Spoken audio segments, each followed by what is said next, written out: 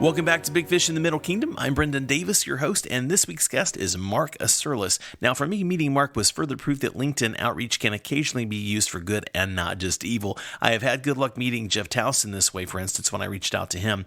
And for me, I'd have to say that Marc's reaching out to me was likewise a very fortuitous situation. Marc is a self-described third culture kid. He's a trilingual marketing and branding consultant, a media producer, and pretty much a lifelong expat. Although he was born in the U.S. and is an American, his Russian parents moved everyone to Singapore when he was still a small child, and that has been his family's home for 30 years. As a kid in Singapore, Marc attended British school, he learned Russian from his parents at home, studied Mandarin academically, and he's traveled extensively throughout Central as well as Southern Asia, so he grew up with a very unique perspective on the world. He's been coming to mainland China on and off for 15 years now, so he knows that very well, but he's been based out of New York City for the last 12 years, and for the last 1 year, he has lived in my adopted hometown of Los Angeles. You could say that Marc is working very hard to best sort out how to bridge the various gaps that exist between our different cultures, and he's been very successful at it, frankly, so far. So I think his story will be a fascinating one to watch moving forward. Hope you enjoy this. In other news, there is a live event tomorrow night that I've mentioned before. It is called Podcasting in the Jing, a panel discussion, and I get to join several other Beijing-based podcasters to talk about what we do, how we do it, why we do it, what we've learned, and a lot more. It is from 7:30 to 9 p.m. at the Naked Hub co-working space in Dongduchao. It is free to attend, but if you're in Beijing and think you want to go ahead and sign on up because I understand it's actually getting pretty full, which is kind of cool. Now, at the event, in addition to everything else we're going to talk about, I'm going to have a very big announcement. My friend Mike Shaw is going to be in the audience, and we're going to discuss something that will impact this show moving forward in a very positive way. More on that tomorrow, and that will be recorded and released as a podcast by probably all of us involved in the event, as well as Mike and I will be talking about this news on a very special short bonus episode that we recorded the other day for release on Friday. So anyway, hope you enjoy it. I'm looking forward to a lot of things coming up. Can't wait to talk about it more. But for now, please enjoy this conversation with Marc Iserlis.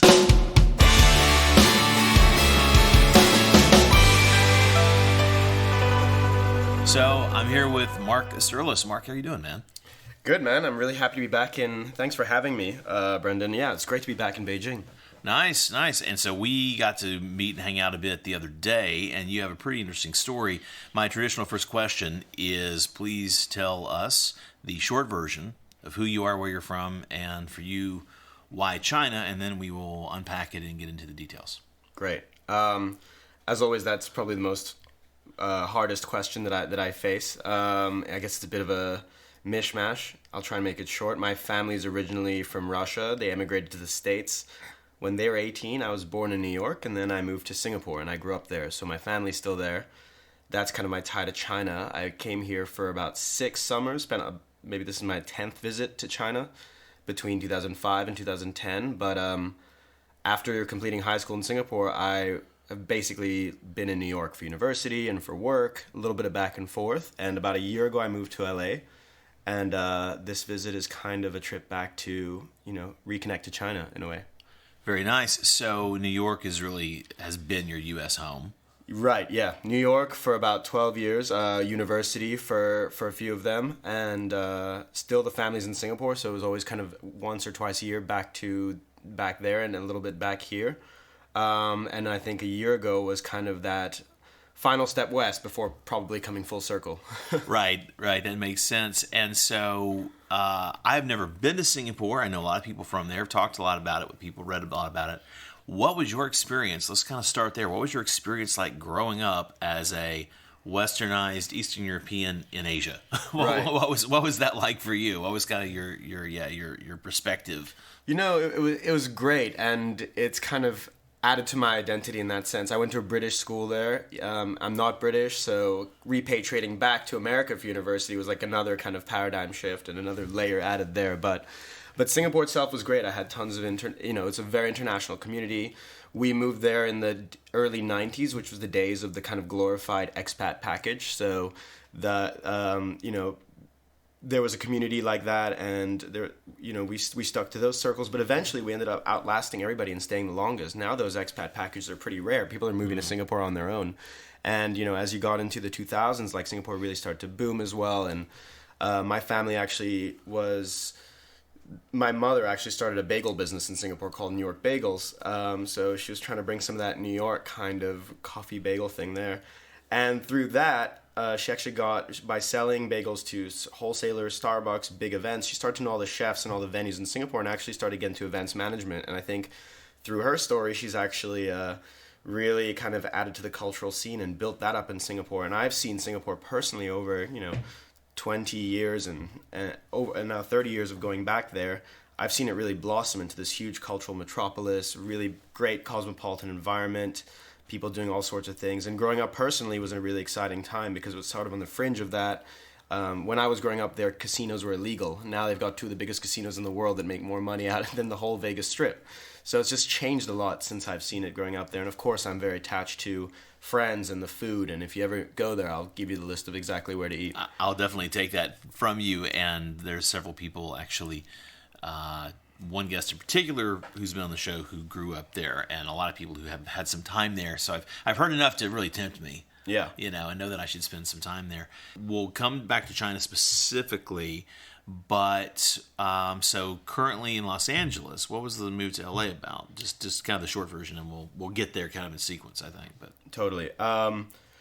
I've always been interested in the arts and in film, and that was from kind of acting in plays in high school through studying jazz piano at university, and even in my professional life, kind of in New York, where I dived into advertising. I'd always somehow managed to connect the dots to entertainment, whether it was branded entertainment or whether you're even looking at a country's tourism campaign, whether it was China or New Zealand, and they're doing things to bring people in, whether it's building a studio or kind of making an amazing, great video about what the country has to offer.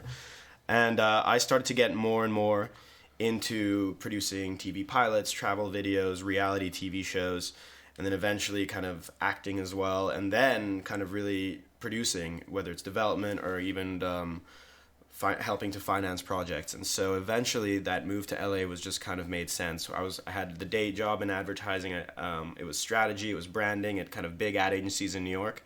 And when I got an offer from one in LA, I'm like, well, this just makes too much sense. And kind of over the past year in LA, I was a strategy director at 72 and Sunny, which is like a very LA name for an agency. And it's kind of perfect, yeah. Working with big brands like Coors Light and Starbucks. And kind of also I would go into different, talent agencies, studios, talk to producers and say, hey, we've got a great brand, we've got a great platform, you've got great IP, great ideas. How can we make something that works, that matches our brand purpose? And LA is just the best platform to just pick people's brains and find out how to collaborate and also just make stuff. Absolutely, yeah. You really have, of course, everyone knows it as the entertainment hub, but they don't realize sort of how, and yes, certain corporate ownership of media outlets is often New York, but the actual day-to-day operational aspect is either located in LA or else the LA side drives a lot of it. So basically you can touch every part of the extended media universe in Los Angeles. Absolutely. LA was it was such an interesting bubble to kind of wrap my head around as well. Just growing up between such big cosmopolitan cities. I mean, at 29, I learned how to drive, That was a huge... Wow.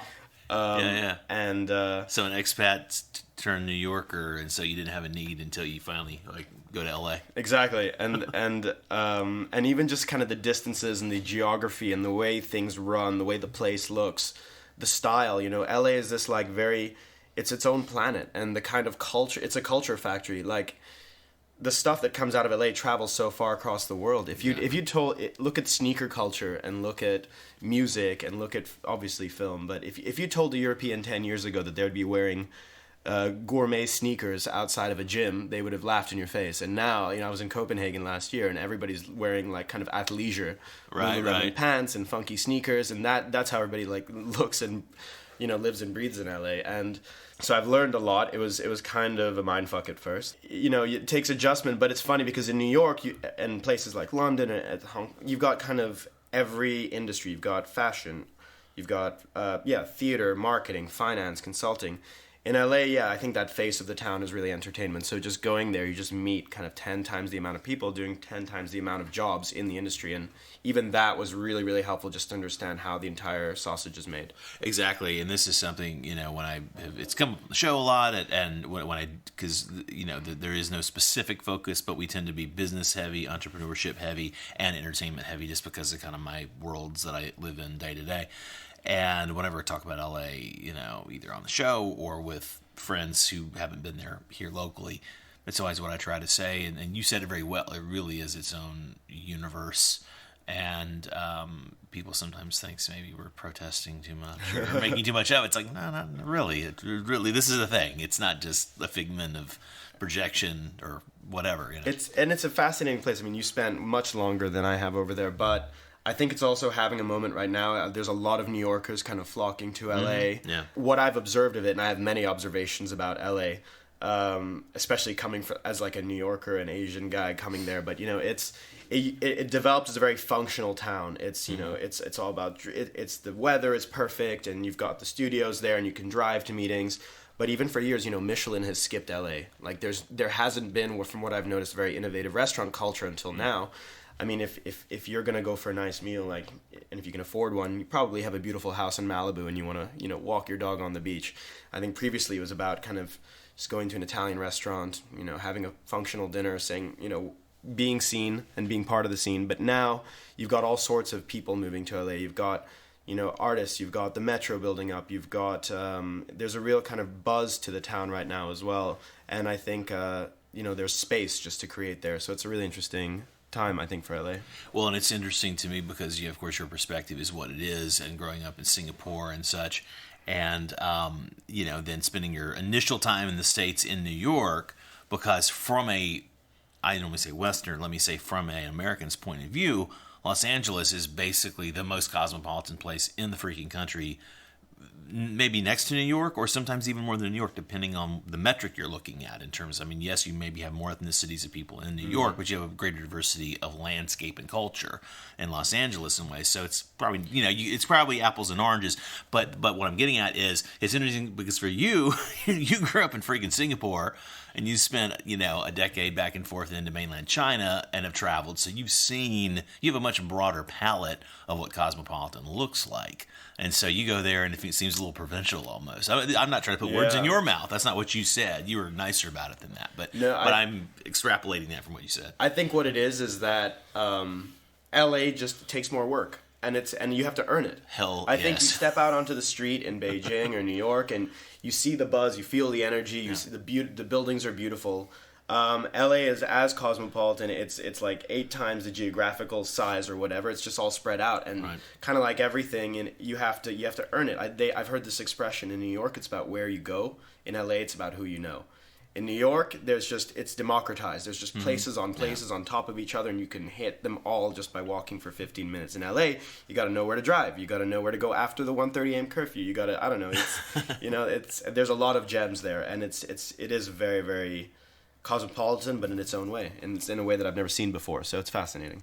So I want to talk about mainland China a bit. And you grew up in Singapore in kind of this very nice expat bubble, from the way you sort of describe it back in the golden days, or the halcyon days, where the nice expat packages meant that you could probably have a lot of opportunities and experiences, and probably get to travel and see and do some interesting things. What was China like mainland China, when you came here? That had to be a pretty big shift, I imagine, from Singapore back in the day. So yeah, and to be fair, we kind of outlasted those expat packages. So 30 plus years in Singapore now, we almost consider ourselves, we're locals. I mean, and our friends are locals, and a lot of people have been transient and left, but we kind of outgrew that expat bubble, and I'm very proud of how well I know Singapore. And if you want to hear my Singapore accent, it's actually very good. Okay, yeah. And by the time I learned Chinese in school as well, and so I always kind of everybody kind of over the past 20 years has had their eye on China, and especially being in Singapore, it's like try to make that connection. So I started coming over here, a part of school, part of language programs, and eventually internships and work visits. So my first time was actually in 2005, where we taught at a local kindergarten in Shanghai as part of a school program. After that, I did a course at Fudan Dashria while I was in high school. And then for every summer of university, I ended up back here. 2007, the Beijing Fantian was taken over by the Raffles Hotel, which is a Singapore group, and I was one of their interns in the marketing department, and that was great. I was kind of doing corporate espionage, kind of just going around all the different hotels and figuring out kind of what their value proposition was and comparing that, and it was great. I'd just kind of stroll in a suit and pretend that I knew something. Wow. And then in 2008, I worked for the Olympics, actually. There was Lenovo was an Olympic sponsor, and I gave tours around their kind of PR tent inside the Olympic Village, and I did that in Russian and in Chinese. That'd be pretty cool. So I met a whole bunch of, really interesting people, and whenever they didn't show up, I'd just take their ticket and watch the events. So it was great. And again, 2007 to 2008, you could already see such a difference in China. I mean, 2007 was just completely kind of like wild and very hedonistic, and to be honest, they cleaned a lot up for 2008, and I could actually see that being a double-edged sword. In some ways, the locals were like, "Why did this just happen now?" In 2008, it was completely transformed with all the new buildings and all the new regulations, half the cars on the road, shooting clouds out of the sky. Like, it was a fascinating time for China. And they did a great job with the Olympics. Those opening ceremonies, those events were just executed like the world has never seen. My old business partner worked with Zhang Yimou for 2 years to design all that stuff. Right. It was like part of the core team. And so I've seen and I've had conversations about all of that process, and it's just mind-blowing. It's mind-blowing. Yeah. I was lucky enough to catch I was just talking about this yesterday, the opening ceremony rehearsal. Mm-hmm. And it's just one of the most amazing things I'll ever see. You got to see that, yeah. Wow. And then in 2009, I was actually traveling through Beijing. That wasn't an official visit, so to say. I was doing a big overland trip from Bangkok to London. And that was almost emblematic of my whole East bridging back to the West in a long, long way, and passed through Beijing there.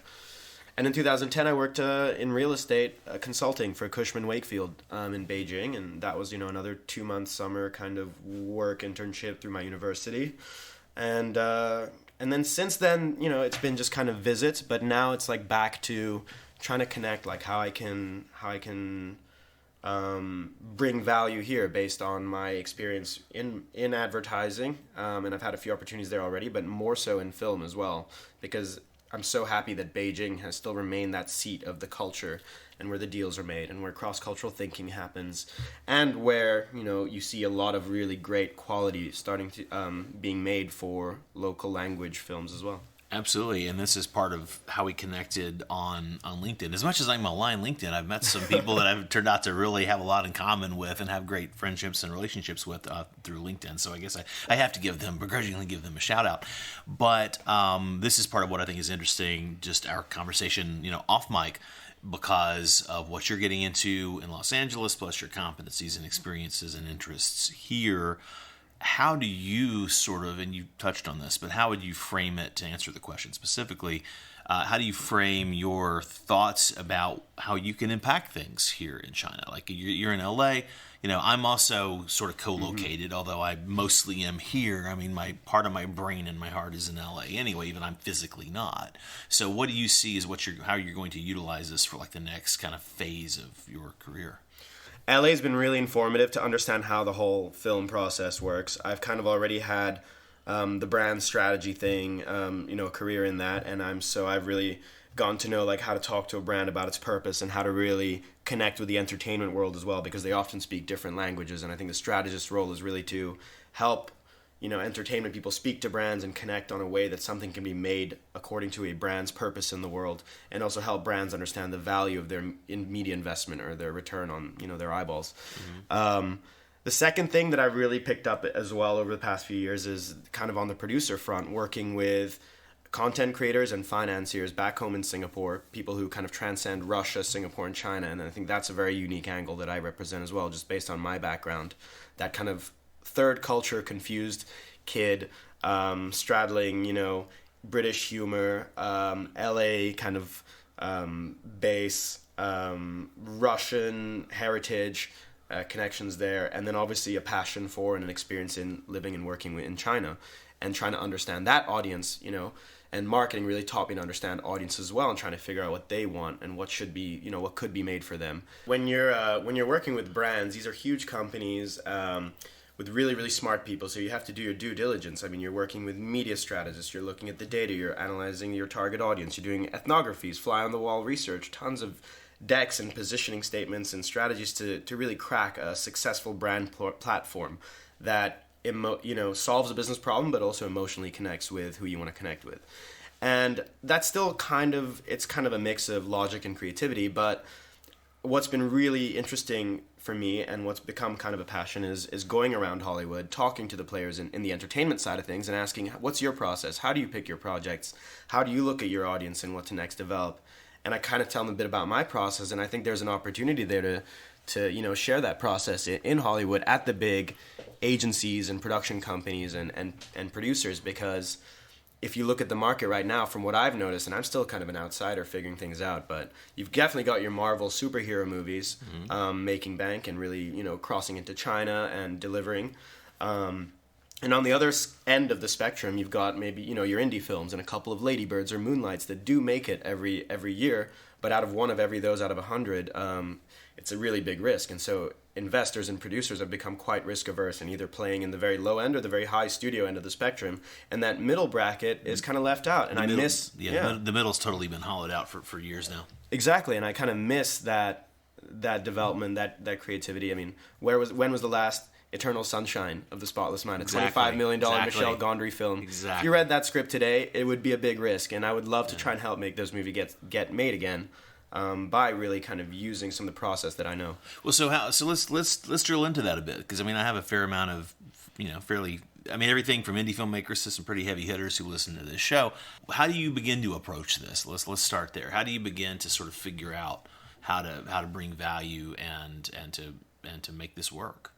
This is why I've come to China. I think this is why I'm trying to connect the dots back from LA to China and to be on the ground here and understand, what creative movements are in place or what the audiences are wanting or how even starting to track and analyze how the content is evolving. So in terms of that analytical brand savvy approach and taking that and applying it to help the best IP to be developed and financed in the first place and be realized and to find an audience, you're looking at China, I'm assuming, for ways to also include China in this mix. You're not just looking at Hollywood, you're looking at the Chinese film industry as well.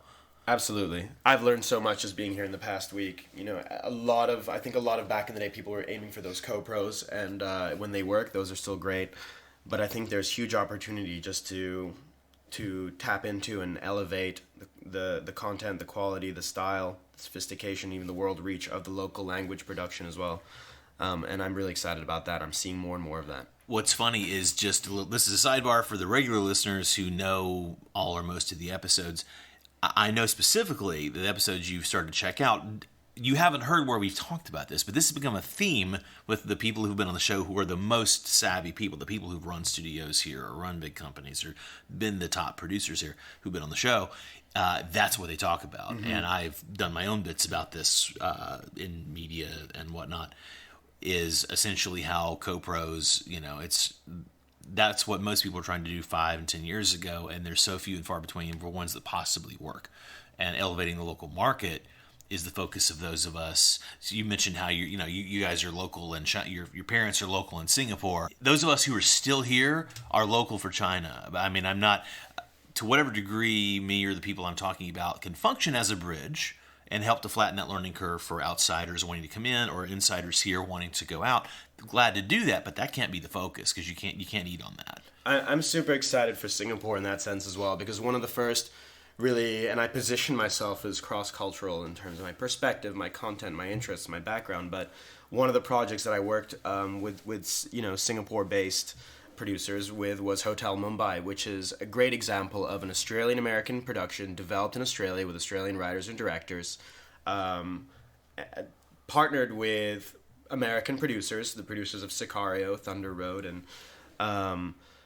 working with a pool of different financiers from all around the world, shot in Australia and India, and will be sold out of the US as well and distributed there. And I think it's a great example. It's a great project for people in Singapore who want to kind of have a stage, have a presence on the international stage, and have content that's Hollywood, but that's shot in Asia and that tells an Asian story that's close to home. And it's a way to sort of give back and put themselves, into the international creative circle as well. And, whereas previously that might have looked like investing in Hollywood, so to speak, I'm hoping that now I'm thinking it's definitely going to be a lot more of like investing in China and building that up as their way to give back.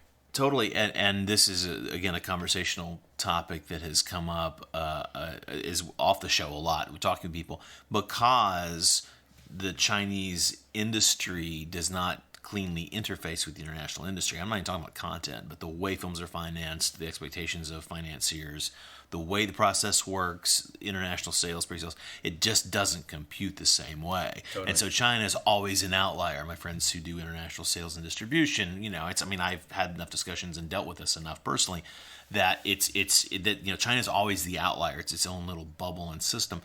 And it's going to be more natural to have them integrated into a system, I think, that's already in an Asian country and can share some value, share some certain kind of cultural understanding, share some financial ties. I think there's got to be there are a lot of people, there's a lot of Singapore, mainland China back and forth with people and projects and money. So I also think that that's probably an easier way for China to be in more international projects. Nothing against my country, but it's China Hollywood's not so much of the long-term focusing. It's China/global. China International is really the way to think about it, and that's how the people I know who are actually successful here. That's how they're doing it. Absolutely. They're not looking at it as a 1 and 1 plus 1. They're looking at it as this plus this plus this. Like it's this universe of aligned partners to make the thing happen, and that's the way it always works. That's the way it works in Hollywood anyway. You're doing pre-sales to 5 countries, and you're retaining North America theatrical, and you're using a tax, you're using a sales incentive or a production incentive in New Zealand or Australia or Ireland, and you're using some equity from this guy, and there's a bank that's that's how it's always done. And so bringing that kind of thinking to China has been the struggle for producers here who are trying to be forward-thinking and trying to work more in an international way. But that's a long way of saying that I think you're onto something. Yeah, you took the words out of my mouth. Actually, I should be interviewing you. That's exactly what I've noticed, what I've been sensing here. I mean, I even got off the plane thinking like, how can I bring something from over there to here? But now I'm actually, it's what I expected. I'm reinvigorated by the fact that China's doing its own thing and coming into its own way. And I've been coming here for now 15 years, and I'm very Beijing biased anyways. Like I said, I spent 6 summers here. Even though now, there's a downward trajectory where a lot of students start their days in Beijing. They get their first job in Shanghai, their middle management in Hong Kong, and then their family in Singapore. There's this kind of downward migration. And so a lot of my friends are now not... I still have a couple old hands here, but Beijing has again kind of just... it's got this renaissance. It's still the hub of culture and where the big deals are made. A lot of branding and finance is still out of Shanghai, and it's a little bit more expat friendly, but Beijing is just the real China deal. And I'm so glad that that's still percolating in such a way that I see here. But in terms of bringing your knowledge of China/Asia to Hollywood specifically, are you having those conversations? Or are you having more globally focused conversations, or what's it like for you basically? I think Hollywood is still in LA. It's still very much kind of American market focused. I think It's a lot about trying to crack the process. I think there are people who travel here and try and make their impact here, but I've been having more China conversations here and more LA conversations there. But what is going to change, hopefully, all that, and what's going to be, I'm really excited for, is the release of a big, studio cross-cultural film this summer, Crazy Rich Asians, shot in my hometown, Singapore. Right. Which is really going to put, I think, it's going to be a huge studio film with Asian main characters set in a foreign setting based on a global best-selling novel. Mm-hmm. And I hope that this really kind of opens more conversations up for cross-cultural narratives, or at least narratives, based in Asia, for example, that are really constructed in America as well. Now, of course, this is a China-focused show, but you mentioned your Russian roots, and that's a pretty tantalizing piece of this puzzle. How does that fit into what you're doing and where you're going with this, and how does it connect back to China? Of course, there's a lot of sync between the places. The Russia piece has always ran really deep for me, actually. My family, they grew up in St. Petersburg in Russia in the Soviet Union. They left to the States in the 70s. And somehow I've always been inching my way back there. I did the Trans-Siberian Railroad. I remember my family's reaction when I was, in my late teenage years saying, like, why the hell are you going on that? We left that place. Wow, no doubt. And I've been to Uzbekistan. I've shot TV pilots in Turkmenistan. I somehow boarded a freight container ferry in Baku and crossed the Caspian into Turkmenistan. And actually tomorrow I'm going to Tajikistan and Kyrgyzstan to ride the Pamir Highway, which is the highest elevation road in the world through, the Pamirs and the Tian Shan Mountains. And I don't know, I'm just fascinated by this kind of pocket of the world. It seems like everybody talks about China. There's a lot of issues in, third world countries and things, but these Central Asian states are somehow not spoken of, or not even, the stories don't even come out of them yet. And actually that represents an amazing part of the world, the Silk Road. You've got Asia meeting the West. You've got the former Soviet Union clashing with an Islamic kind of heritage. You've got Turks and you've got Persians all bubbling up in the same kind of space that was arbitrarily carved up by the former Soviet Union. I think there's tons of stories there. I think there is a big Asian connection that we hear about today with the Belt Road, and I personally dive into this region as much as I can. And I speak Russian as well. It is better than my Chinese. So that is definitely a big focus for me in the long run, I think, is connecting that back to where home is, which is still Asia, but that's absolutely kind of a passion piece. Let's talk a little bit about your take, and I wouldn't say it's not even a hot take. You have a learned take because you've been soaking in all this for your life. So, what are some of your thoughts about the there's a lot made of the cultural differences, and all the cliche stuff's been covered over and over and over. So I'm interested in what you really think, your deeper thoughts about how China needs to reconcile itself when dealing with the outside world, vice versa. That's not an elegant way of asking the question, but you're nodding. I think you understand where I'm going with this. If you can give me a better answer Sure. than my lame question, that'd be great. Well, I remember even 10 years ago kind of coming here, whether it was for working in the marketing branding world, and I think when global companies sent a lot of, heads here to run departments and things, there was the idea of trying to there was the thinking that China was trying to westernize, or China was trying to play into the global market and style and culture, and that eventually evolved, correctly so, to China coming into its own in the global sphere, but on its own terms and in its own way. And I think that has to be equally embraced in film as well, rather than like maybe I think I think Hollywood is a little bit behind marketing in that sense, less of a defined process. Yeah. I think less MBAs in the picture at working at the brands, kind of directing the process as well, worrying about ROI and things like that. So marketing definitely had a correction curve there, where it sort of respected China's voices and allowed it to talk from itself, rather than like with this idea that it was westernizing just because brands were coming in and maybe activities that they were doing or the way they were dressing was changing. And you see that in film now. What do you think are the primary opportunities for you in the space that you're carving out for yourself? Because I think you are, there are other people working in this space, but it's a small enough group of people that you could probably still have a small dinner party at this point. What do you see?